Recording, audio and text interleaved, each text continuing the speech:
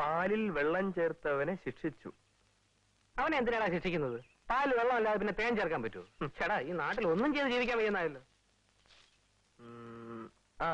ആവശ്യമുണ്ട്. സമർത്ഥനായ ഒരു ഡ്രൈവറെ ആവശ്യമുണ്ട്. പൊതുജനത്തിന്റെ നെഞ്ചത്തോടി കാർ ഓടിച്ച് കയറ്റി കൊല്ലുന്ന വല്ല മന്ത്രിമാരുടെയും ഡ്രൈവർമാരെ ആയിരിക്കും ആവശ്യം. ഇവർക്ക് ആളെ കൊല്ലാത്ത ഡ്രൈവറെ ആവശ്യം. കാറിന്റെ മുകളിലൂടെ കയറിയിരിക്കുന്നത്. അയ്യോ അണ്ണാ, ചൂടാണ്. അണ്ണന് പറ്റിയ ഒരു കോള് വന്നിട്ടുണ്ട്. എന്ത് കോള്? ആവശ്യമുണ്ട്. 25 വർഷം അംബാസഡർ കാർ ഓട്ടിച്ച് പരിചയമുള്ളതും രവി എന്ന് പേരുമുള്ള ഡ്രൈവറെ ആവശ്യമുണ്ട്. ശമ്പളവും കിമ്പളവും ഡ്രൈവറുടെ ഇഷ്ടാനുസരണം നിശ്ചയിക്കാം.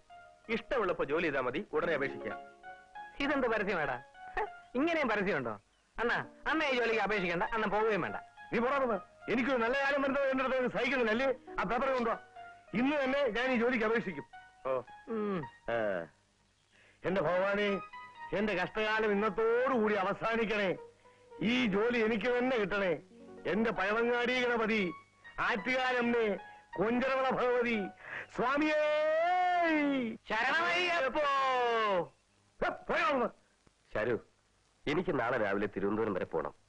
12-ാം തീയതി ഗൾഫിലേക്ക് പോകേണ്ടതല്ലേ? എയർ ടിക്കറ്റിന്റെ കാര്യം ശരിപ്പെടുത്താനുണ്ട്.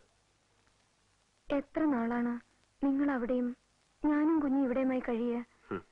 ഞാനും നിങ്ങളുടെ കൂടെ ഗൾഫിലേക്ക് വരട്ടെ. എന്തിന്? നിനക്ക് വേറെ ജോലിയില്ലേ? ഞാൻ പണം ഉണ്ടാക്കാൻ പോവുക. നീ ഇവിടെ അടങ്ങി ഒതുങ്ങി കഴിഞ്ഞാൽ മതി. എന്നെ കല്യാണം കഴിച്ച് ഞാൻ ഗർഭിണിയായപ്പോൾ രാമേട്ടൻ ഗൾഫിൽ പോയതാ. പിന്നെ ഈ കുഞ്ഞ് ജനിച്ച് ഇവൾക്ക് ഇത്രയും പ്രായമായപ്പോഴാണ് ചേട്ടൻ എന്നെയും കുഞ്ഞിനെയും കാണാനെത്തിയത്. ഉടനെ ചേട്ടൻ മടങ്ങിപ്പോവുകയും ചെയ്യുന്നു. ചേട്ടന്റെ കൂടെ ജീവിക്കാൻ എനിക്ക് ആഗ്രഹമില്ലേ? മതി മതി, നിന്റെ ആഗ്രഹങ്ങളൊക്കെ ഞാൻ ഇവിടെ വരുമ്പോ മാത്രം മതി. ചേട്ടൻ ഗൾഫിൽ നിന്ന് വന്ന് വിമാനം ഇറങ്ങിയപ്പോൾ ഇതാണ് മോളെ നിന്റെ അച്ഛനെന്നും പറഞ്ഞ് ചേട്ടനെ സ്വന്തം കുഞ്ഞിന് പരിചയപ്പെടുത്തേണ്ട ഗതികേടാണ് എനിക്കുണ്ടായത്. ചേട്ടനേക്കാൾ ഈ കുഞ്ഞിന് ഇഷ്ടം ചേട്ടൻ കൊണ്ടുവന്ന കളിപ്പാട്ടങ്ങളോടും ഉടുപ്പിനോടുമാണ്. ചേട്ടാ, പണം കൊടുത്ത് വിലയ്ക്ക് വാങ്ങാൻ കഴിയാത്ത ഒന്നാണ് സ്നേഹം. സ്നേഹവും വാത്സല്യവും അത് അങ്ങോട്ട് കൊടുത്താലേ ഇങ്ങോട്ട് തിരിച്ചു കിട്ടൂ. ആവശ്യത്തിനും അതിലധികവും പണം ചേട്ടൻ ഉണ്ടാക്കി കഴിഞ്ഞു. ഇനി മതി. ചേട്ടൻ ഇവിടെ നിൽക്ക്. നമുക്കൊരുമിച്ച് സന്തോഷമായിട്ട് ജീവിക്കാം. എടീ, നീ എന്നെ ഭരിക്കാൻ ശ്രമിക്കരുത്. ഞാൻ പറയുന്ന കേട്ട് അടങ്ങി ഒതുങ്ങി കഴിഞ്ഞാൽ മതി.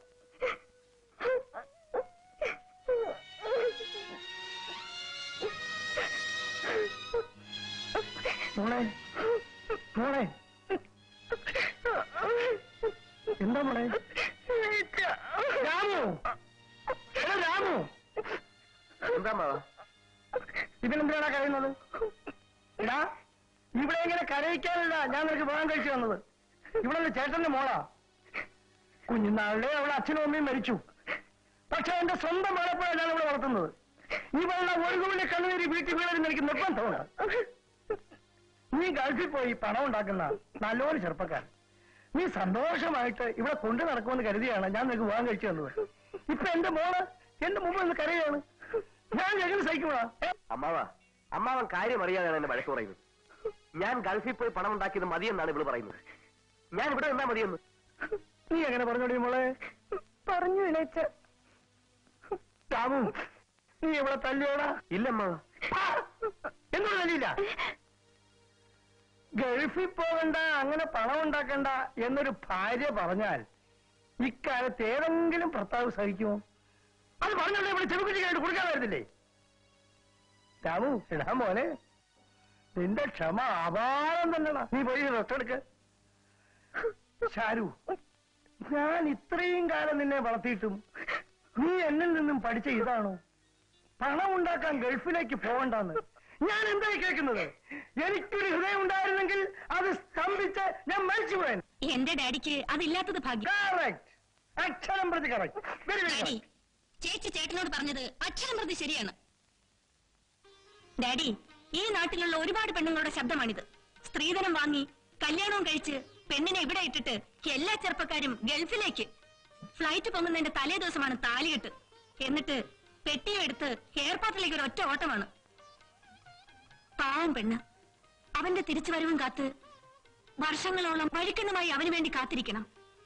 വിവാഹമോചനം ചെയ്തിട്ട് പോകുന്നതിനേക്കാൾ കഷ്ടമല്ലേ ഡാഡി ഇത്? പണം ഉണ്ടാക്കാനാണ് മോഹമെങ്കിൽ പണം ഉണ്ടാക്കി വന്നിട്ട് കല്യാണം കഴിച്ചൂടെ ഈ കൂട്ടർക്ക്?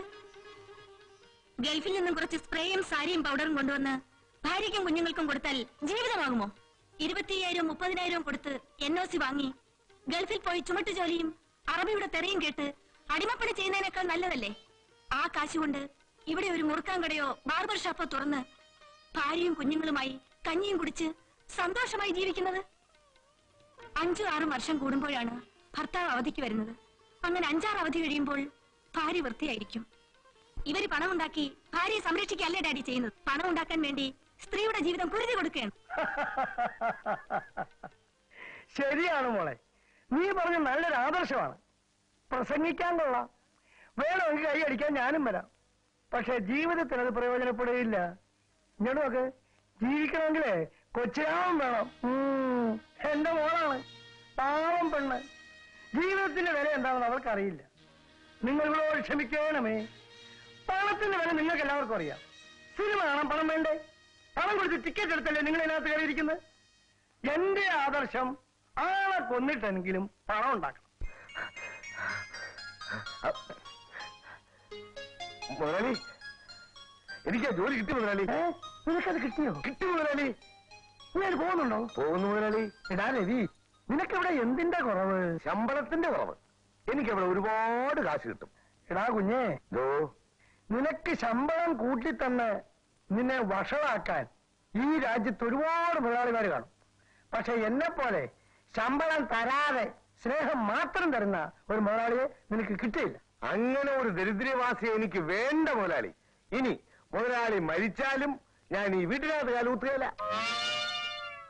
ഇന്നാ പിടി മുതലാളിയുടെ ചെത്ത കാറിന്റെ ഉണക്ക താക്കോൽ. ഇന്ന് എന്റെ മോചനത്തിന്റെ ദിവസമാണ്. മുതലാളിയോട് ഞാൻ അന്ത്യയാത്ര പറയുന്നു. നമസ്കാരം, നമസ്കാരം. മോളെ, ഡാഡിയുടെ കയ്യിൽ എന്താണ്? നമ്മുടെ കാറിന്റെ താക്കോൽ.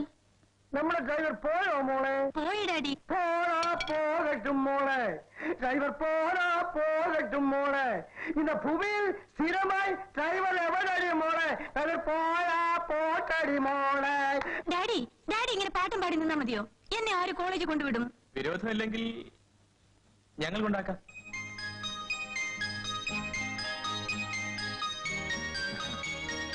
എന്താ പറഞ്ഞത്? അല്ല, വിരോധമില്ലെങ്കിൽ ഞങ്ങൾ കൊണ്ടുപോയി വിടാന്ന് പറയായിരുന്നു. ശങ്കറിന് ഡ്രൈവിംഗ് അറിയാമോ? അയ്യോ, അറിയാമോന്നോ? എവൻ വേണമെങ്കിൽ ഡ്രൈവിംഗ് പഠിപ്പിക്കുന്ന ഒരു ട്യൂട്ടോറിയൽ കോളേജ് തന്നെ ഇവിടെ നടത്തും.